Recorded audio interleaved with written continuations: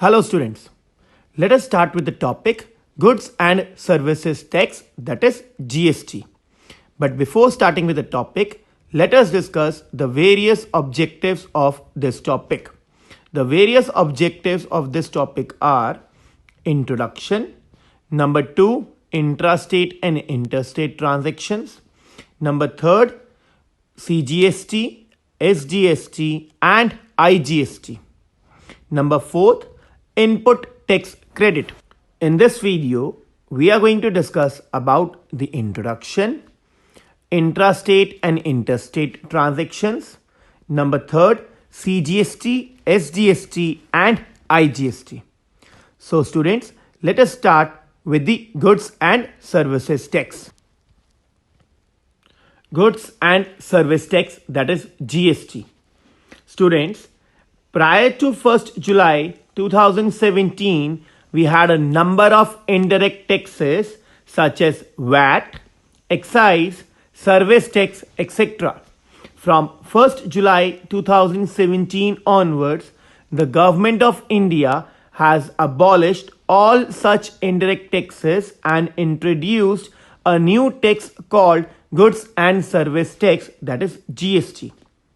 Now students, GST is a consumption-based tax which is levied when one buys or transfers goods or services or both. GST is to be levied at every point of sale or transfer of goods or services or both.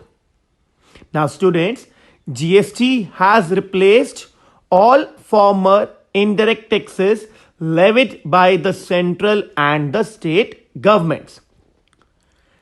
Now students, let us understand GST as a tax on value addition. Understanding GST as a tax on value addition. Now this concept we are going to understand through an example. Let an item be purchased by a trader X for rupees 5,000 from a manufacturer and sold to a consumer Y at a profit of rupees 1,000. Now let us suppose the rate of GST is 12%. Now we are given that the trader X purchases the item from manufacturer for rupees 5,000. So the GST paid by trader X will be 12% of rupees 5,000. So which comes out to be rupees 600. Now the trader X pays rupees 5,000 plus 600, which is equal to rupees 5,600 to the manufacturer.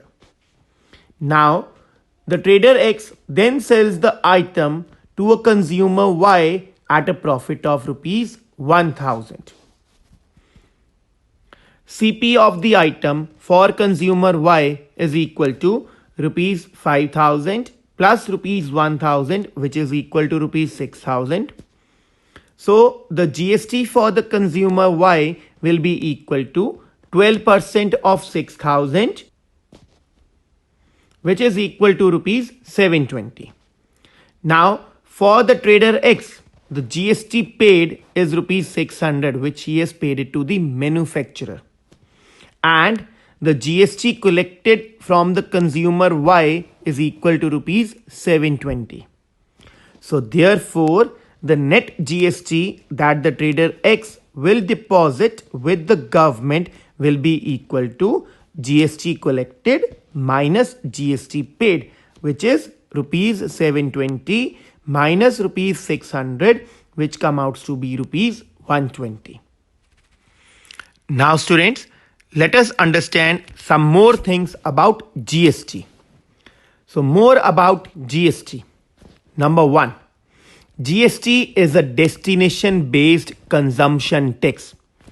Hence, the place of consumption decides who will collect the tax, that is state government or central government or both the governments. Now GST is applicable on every type of movement of goods and services.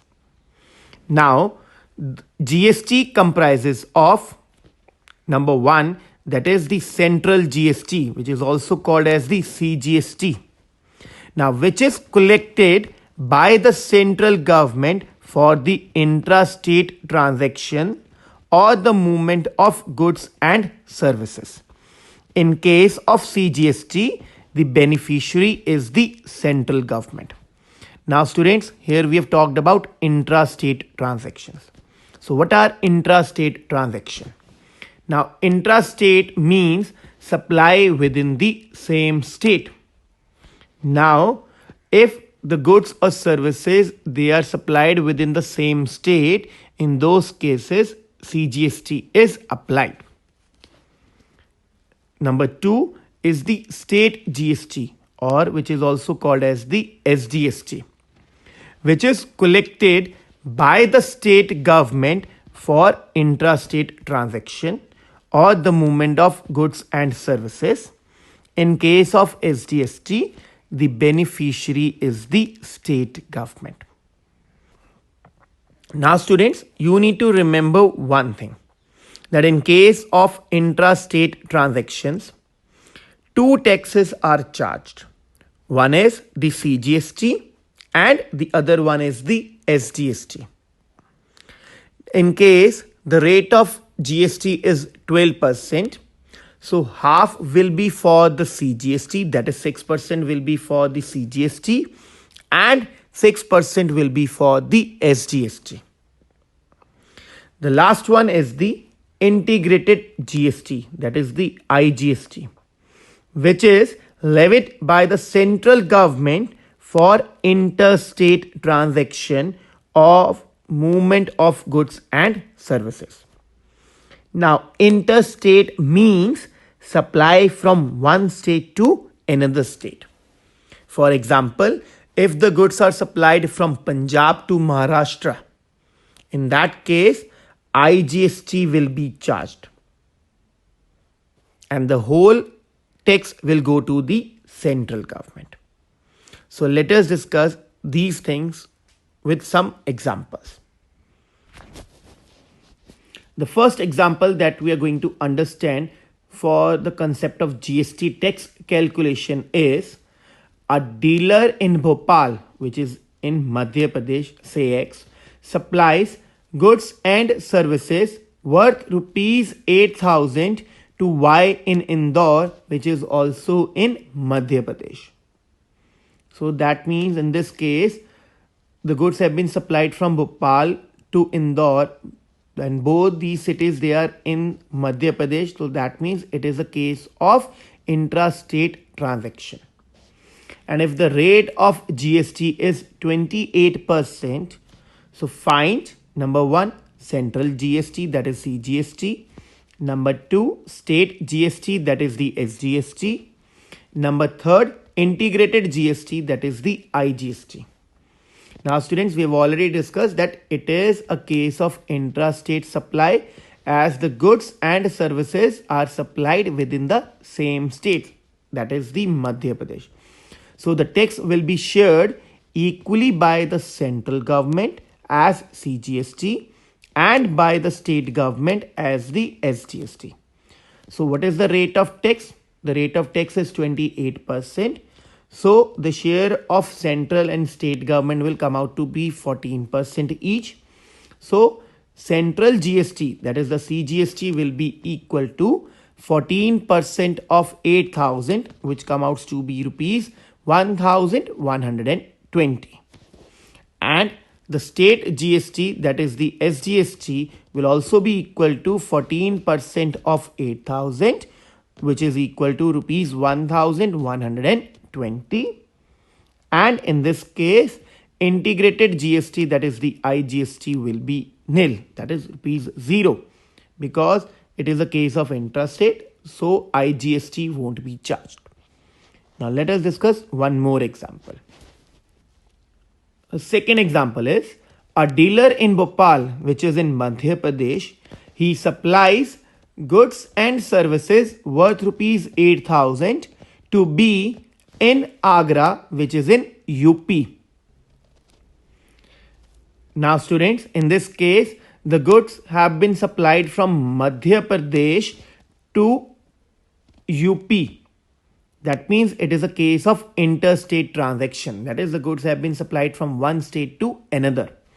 And the rate of GST is 28%. Now we need to find the tax levied under central GST, that is CGST. Number 2, state GST, that is the SGST. Number 3, integrated GST, that is the IGST. Now students, we have already discussed that it is a case of interstate transaction as goods and services are supplied from one state to another. So therefore, CGST will be nil, SGST will also be nil, and the full rate of GST, that is 28%, will go to the central government as the IGST. So IGST will be equal to 28% of rupees 8,000, which is equal to rupees 2,240. So now students, with these two examples, you have understand the concept of intrastate transactions and interstate transactions. And you have also understood where to calculate CGST and SGST and where to calculate IGST.